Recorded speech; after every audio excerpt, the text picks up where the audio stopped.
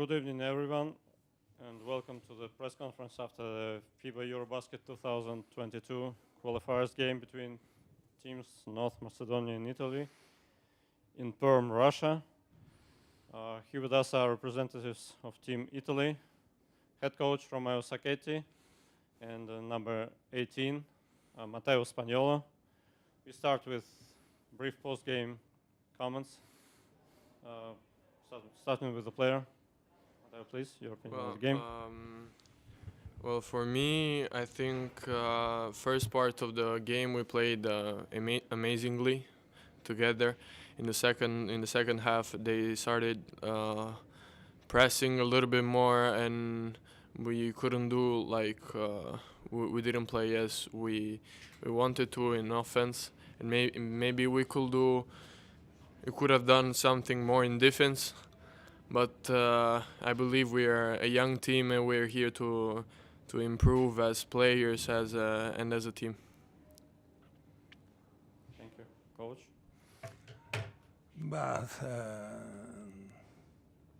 compliment to Macedonia because they play a great game in the second half. A great tough game, strong defense, physical defense. We suffer this. We don't have too many open shots like the first half, and we miss a lot of good things. And we don't have to make a great defense for go in open court for easy basket. Okay, they are too strong. They are physically. We don't have the player to beat 1-on-1 to create this way. Okay, we are one step behind in offense every time, and we miss a couple of open shots in this against the strong defense in the second half. Now we move on to the questions asked remotely via WhatsApp group. Matteo, you're still very young and you probably adjusting to this level. How difficult is that for you to play on this level, national team basketball? I mean, adult, obviously, national teams. I mean, here every time I'm here, I always learn new things. Every minute I'm on the court, every minute I'm on the practice, every minute I'm with those guys. I learn a lot of things, how to be a professional player, and nothing for me is really a blessing to be here and to learn from those guys. Okay, a couple of questions to the coach. First of all, about Dmitrievich, it's the second time you're facing him here. Could you talk a little bit about this player, please? But this, they got energy because they scored the 3-point from the last second. Got energy. We are not to be able to stop him to arrive in of the layup. That's he's a good player, but we don't make a good job in this way. It's too easy for him arrive to lay up. But he's also the game, the first game we play against Macedonia, the first half in this way. We don't have to stop this man 1-on-1 in this way. It's too easy arrive. He don't make a shot outside. He make a one shot, 3-point. Okay, if not, he score under the basket. We don't have between the 3-point and 2 points inside this way. You go to we don't make a good job. Okay, and the second one, what is the overall mood you're going home with after 2 losses and 1 win here in Perm? But it's difficult because it's 3 different game because we suffered the first game against Macedonia and we won in the last 2 minutes, and it's the same against Estonia, and I'm not happy because I ever see after 15 minutes in the first half, I ever see the last 5 minutes the team don't stay in the game because said, okay, it's easy in this way. I don't like this, and the second half happened what's is the score. Okay, thank you very much. Thank you. Thanks. Bye. Thank you. That concludes the first part of the press conference.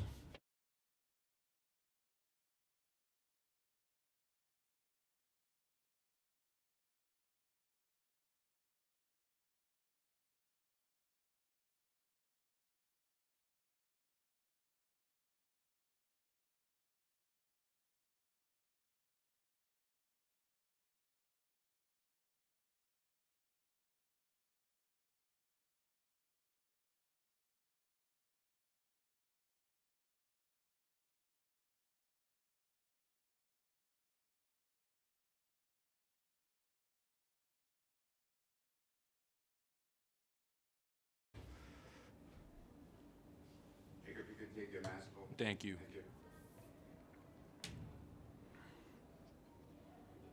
And now the second part of the press conference is with representatives of winning team, North Macedonia.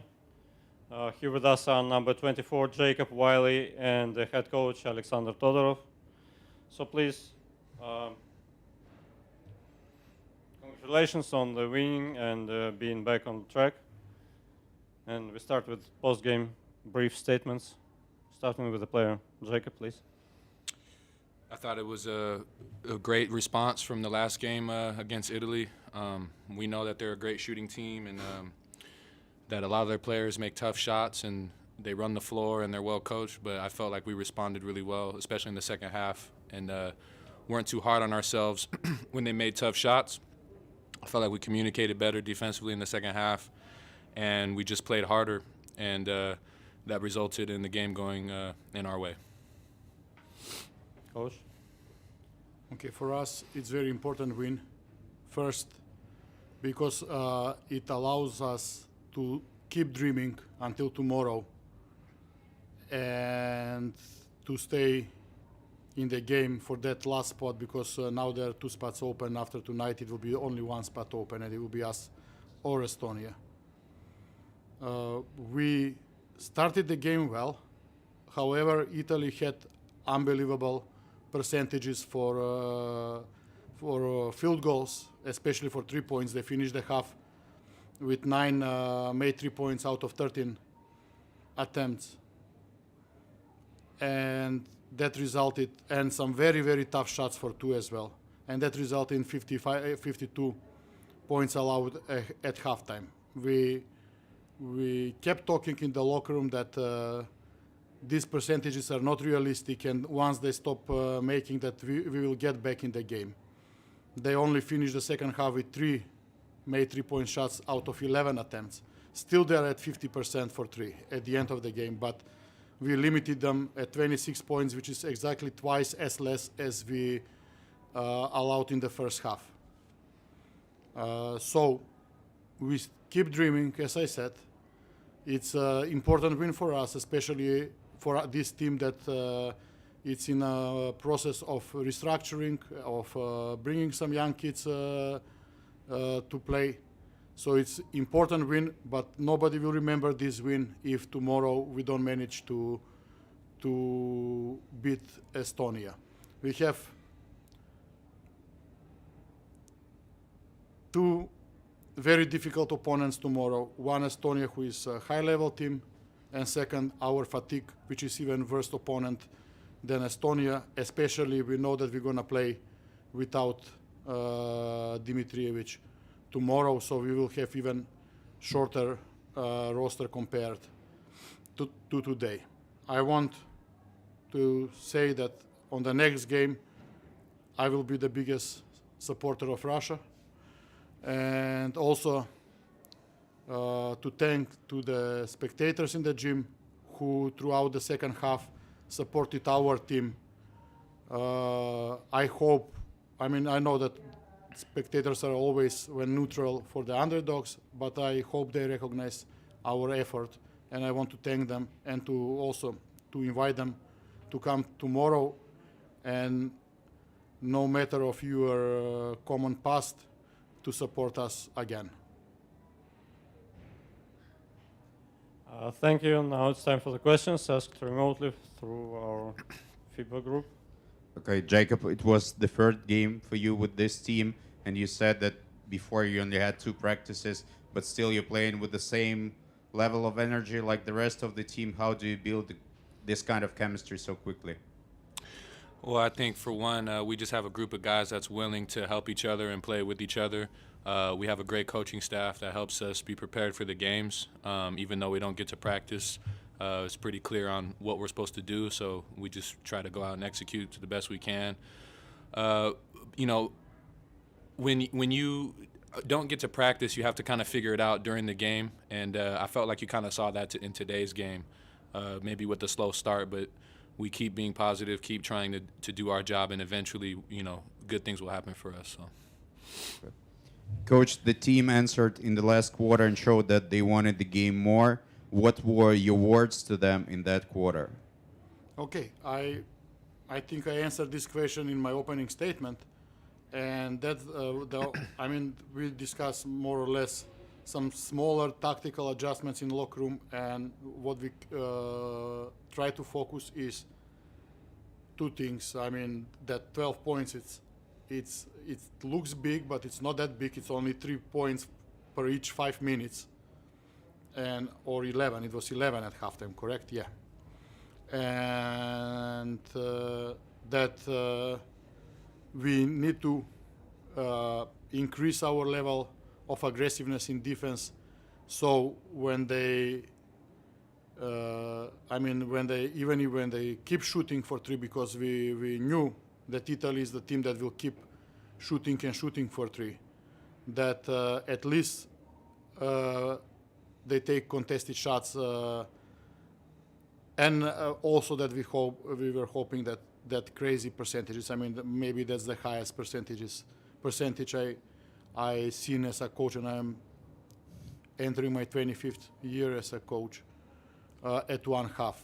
It was 9-13. It's 68. I guess it's 68%. So yes, I told you we manage. We show the character. But tomorrow is the game where we have to again to prove that this win is not just one accidental win, but that we have no matter. I mean, there is no fatigue when the European Championship is in question. We will try. It will be tough. I told you, it will be even tougher playing with one of our best players. But we will do our best, especially to bring some joy and happiness to all the people in Macedonia.